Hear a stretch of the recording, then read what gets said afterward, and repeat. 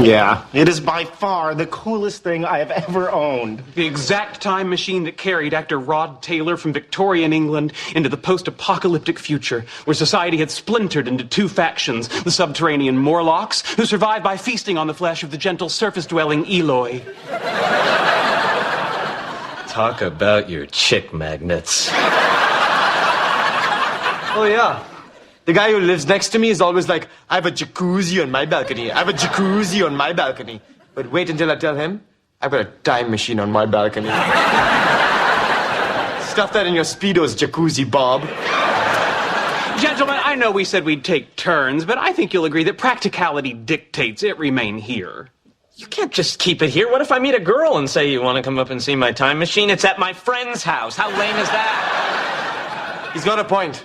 All right, I think we're going to need some ground rules. In addition to the expected no shoes in the time machine and no eating in the time machine, I propose that we add pants must be worn at all times in the time machine.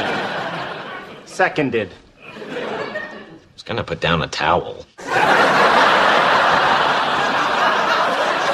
I still want it on my balcony. I say we move it on a bi-monthly basis. Yeah, that sounds fair. Now, hold on. Bi-monthly is an ambiguous term. Do you mean move it every other month or twice a month? Twice a month. Then no. Okay, every other month. No. Sheldon, you can't be selfish. We all paid for it, so it belongs to all of us. Now get out of the way so I can sit in my time machine.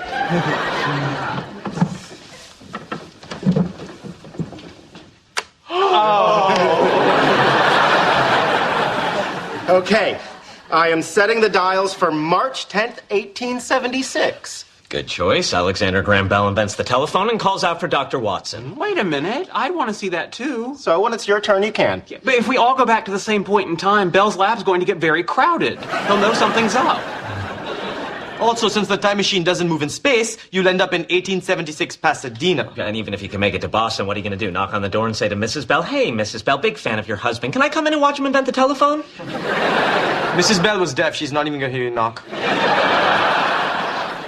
I have a solution. First, go into the future and obtain a cloaking device. Ooh, how far into the future? If I remember correctly, Captain Kirk will steal a cloaking device from the Romulans on stardate 5027.3, which would be January 10th, 2328 by pre-Federation reckoning. Okay, I am setting the dials for January 10th, 2328. Here we go into the future.